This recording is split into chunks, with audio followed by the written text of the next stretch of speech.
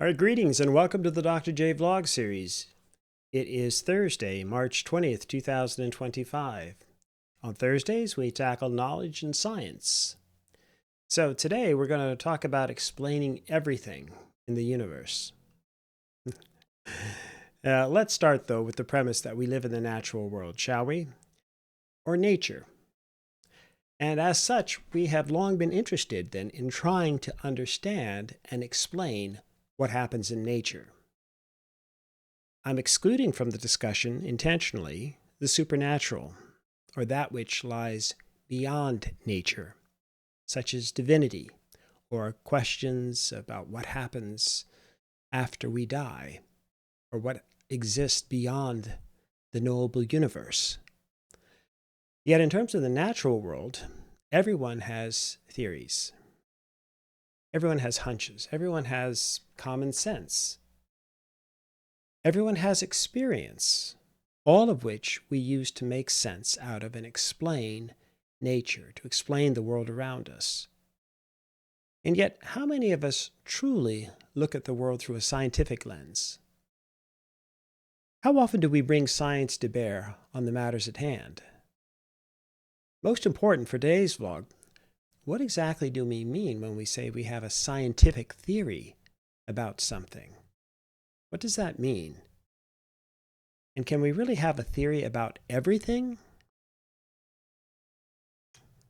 Just a hint, I think everything is too complex for one theory. But that's just my opinion. But let's start with the definition. So what do we mean by scientific theories? Scientific theories are simply explanations. In science, we develop theories aimed at accounting for different types of behavioral variation in nature.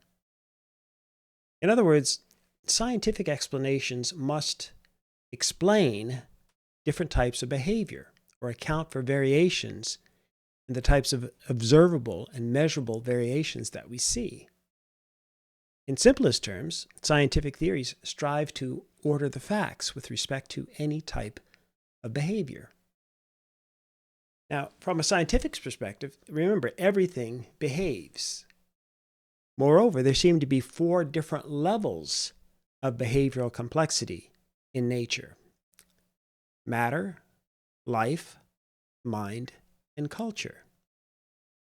These 4 levels represent further different kinds of behavioral complexity, which also have emergent properties that are not reducible or cannot be explained purely with reference to the preceding or lower level. So Lawrence Cahoon put it brilliantly in his book, The Orders of Nature, and I'm drawing in part upon that work today, and I'll leave a link and reference below. He writes of physics that, quote, "It's not comprehensive. It does not comprehend the novel features of the chemical, the biological, the psychological, or the cultural, nor is it determinative or explanatory for them. We cannot say that everything natural is physical, even though everything in nature must directly or indirectly depend upon the physical. Physics studies the simplest orders of nature. If you roll me down an inclined plane, physics can explain my velocity, but not my vomiting or cursing." End quote. So I argue then that we have a twofold challenge in science, regardless of the discipline. I mean, many others make this argument as well. But first, we're charged with the responsibility of describing as accurately as possible and as reliably as possible the natural world in all of its behavioral complexity. Second, we have to strive to explain the different types of behavioral variations that we can observe. And scientific knowledge then consists of the full array of the maps that we're able to create to describe nature and the mechanisms underlying the creation of those maps in the first place. These maps of reality are associated with these 4 different levels of behavioral complexity, none of which can be reduced entirely to the antecedent level. Okay? So another way of making this point is to state that nature is comprised of many different types of entities with different properties. Some of these entities and properties are ontologically dependent upon others. We cannot have cultural experiences, for example, without mental processing capacities. And we cannot have mental processing capacities without some kind of biological apparatus. And biological phenomena require the presence of physical and chemical antecedents.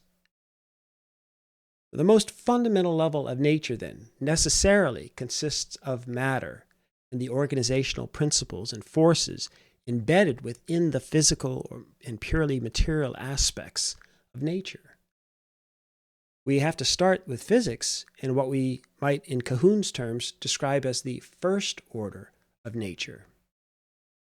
But it's not the only order of nature, obviously, and hence we have to disagree then with the Nobel Prize-winning physicist Ernest Rutherford, who's been quoted as saying, "All science is either physics or stamp collecting."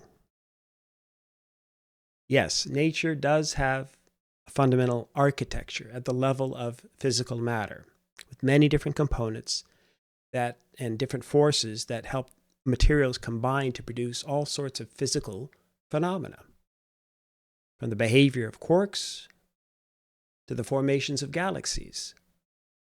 So it's the job of physicists and those working in any related fields that focus mainly or exclusively on the physical workings of the universe then to describe and explain how matter behaves.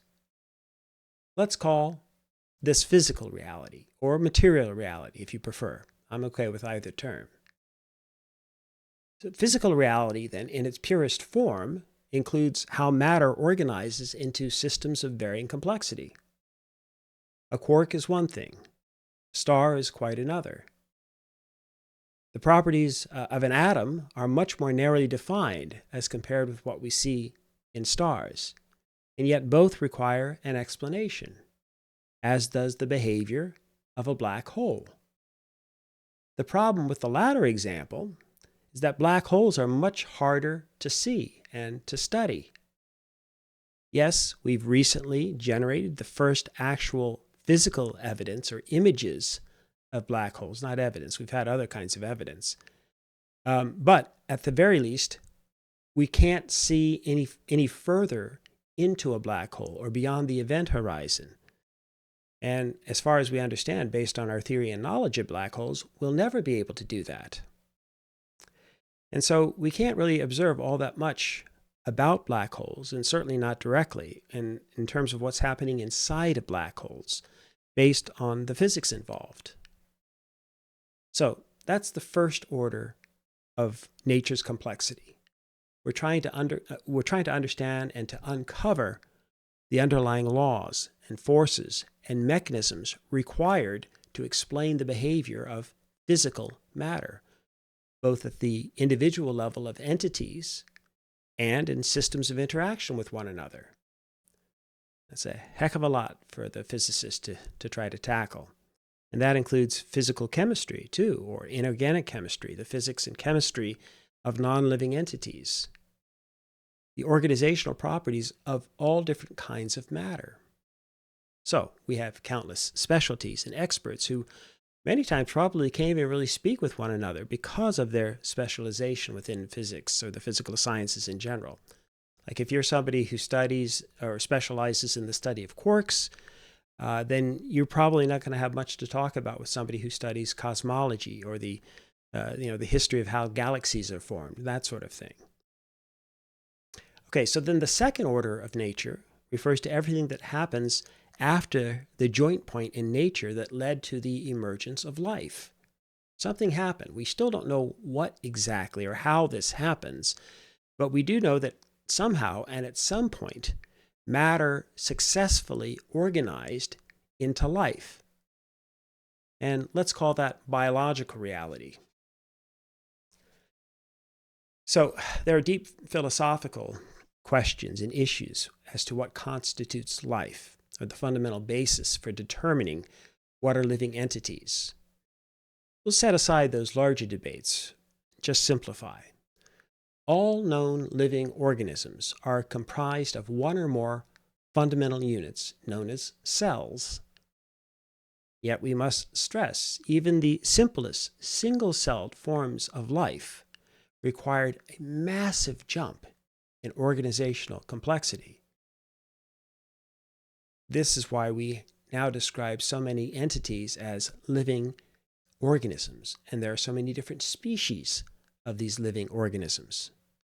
And they vary tremendously in size. We can talk about those that are microscopic, like bacteria and viruses. And while the largest organisms include mammals like the blue whales, giant sequoia trees, and perhaps most remarkably of all, the humongous fungus. Familiar with that? Also known as Armillaria estoye. This is a massive honey mushroom fungus found in Oregon's Malheur National Forest, and it spans about 2,400 acres. In short, once we have life, we see in the course of evolution the emergence of countless different forms of life, different species. Some of these biological species then further organize themselves into larger ensembles. We see the emergence of societies and ecosystems, insect colonies, coral reefs, and even the Earth's biosphere. Biologists and those in cognate fields are charged with the task of explaining everything from cellular behavior to organ functioning to the homeostatic forces that maintain equilibrium within living organisms across their lifespans. In addition, though, some focus on the study of evolutionary processes, from the levels of genetics to entire ecosystems. Indeed, at the ecological level, some scientists study the relationships then between organisms and their interactions with each other and within their environments. Okay, and then within the life world of living organisms, there are those that are obviously much more neurologically complex, or those that are governed by central nervous systems. And these exhibit various forms of intentionality that we describe in our human terms, in our human evaluation, as feelings, as thoughts, and images. These coalesce in what we describe holistically as minds. M-I-N-D, M-I-N-D-S. And a vast array of different animals have minds. So let's call this psychological reality. And yes, as anyone who's ever owned a pet like a cat or a dog or a rabbit or a hamster even, they can tell you that their pets have minds too, and sometimes minds of their own. So they have psychological behaviors as well. The animal mind then requires the necessary biological components and yet cannot be reduced to these components either. Mental activities emerge somehow from a combination of biological materials and neurological activity, which thereby allows for some state of awareness and responsiveness to one's surroundings. At the lower end of the neurodevelopmental spectrum, we can find that the intentionality of minds largely depends upon the neural networks of the neural system in somatic responses.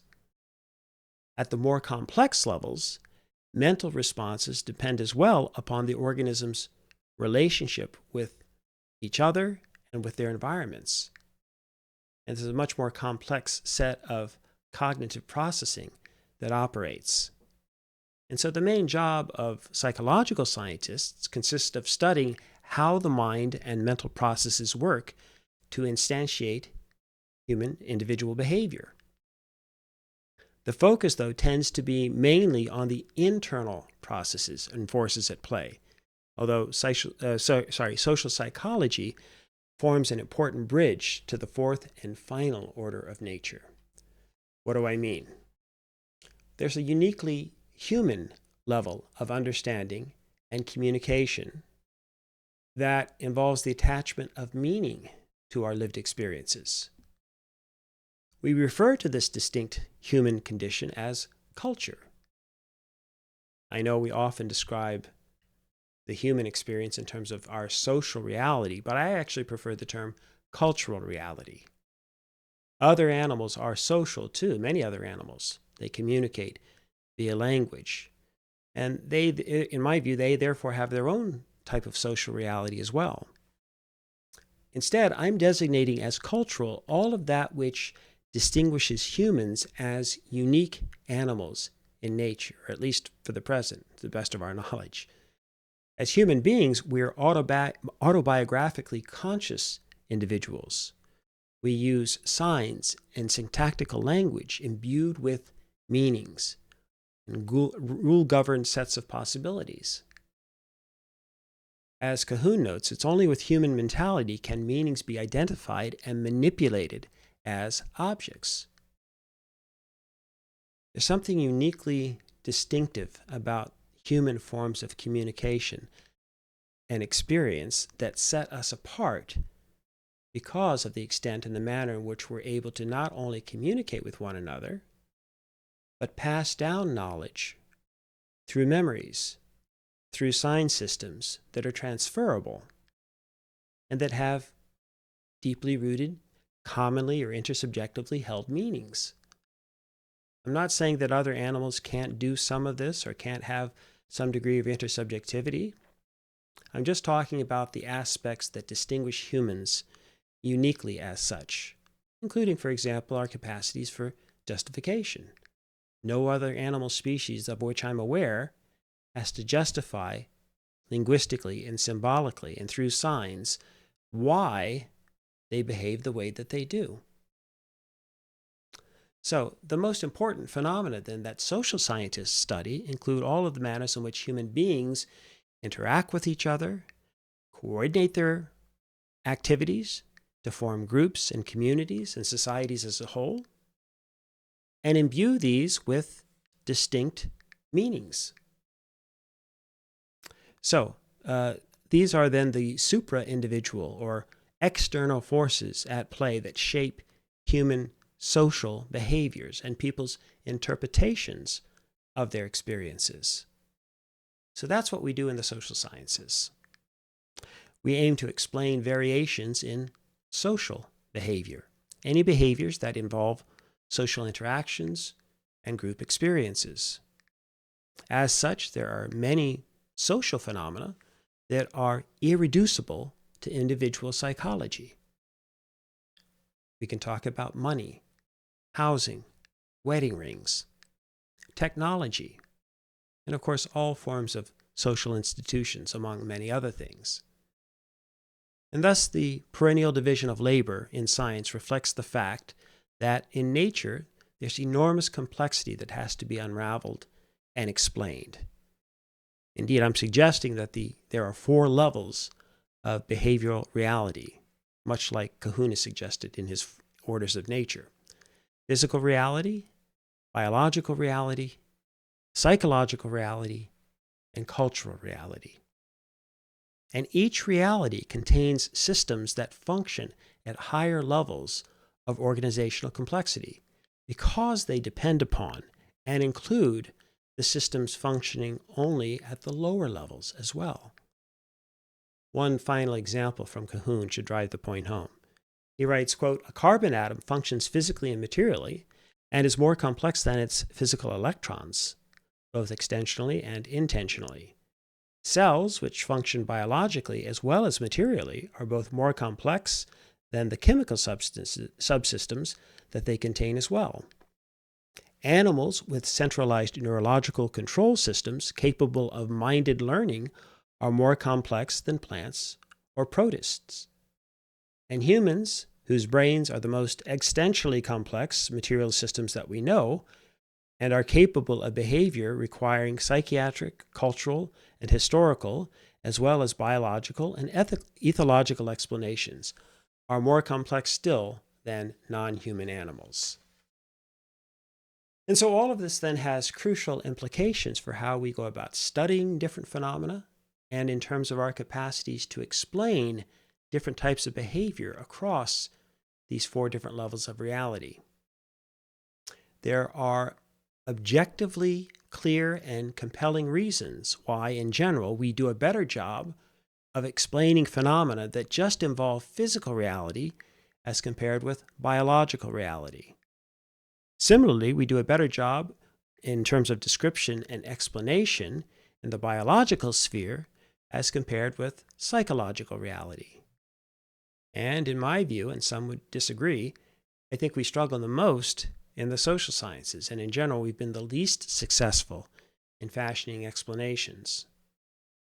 My view specifically relates to the issues surrounding organizational complexity, to which I've alluded throughout, as well as the degrees of freedom problem, the degrees of freedom that are associated with each of the four orders of nature. And at each of the higher levels, there are more degrees of freedom that allow for more and more feedback, learning, manipulation, and adaptation, and thus less certainty and predictability. So these are the issues that I'm going to address next week, or specifically the question as to why we in the social sciences have been far less successful in an explanatory sense in terms of trying to account for the many variations in cultural reality, at least in comparison to those who engage in physics or the biologists or even the psychologists. Well, that's enough for today. So tune in next week, and we're going to look at why the social sciences are indeed still scientific, but just not quite as successful as most other fields of science. So until next we meet, as ever, may you and yours continue to create peace in your lives and nurture love in your hearts, and hug someone today if you haven't already. We'll see you soon.